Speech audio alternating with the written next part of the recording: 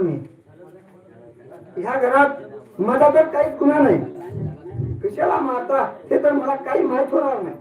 विचार काही नाही उरला का? खरं भाऊ माझ्या बहिणीला आणि माझ्या भाऊला कुठं झालीस का हे मला खरोखर सांग म्हणतो ना. ते मला नक्कीच माहित नाही. बहिणी अजून घरात राहिलीस का? कुठे बाहेर असेल का?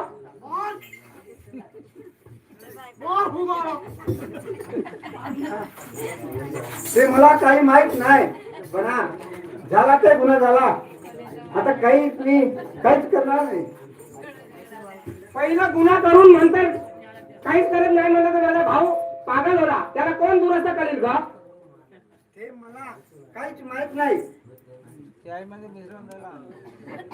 माझ्या हातात तर मी त्याला जेवायला दिलो नाही. इथलं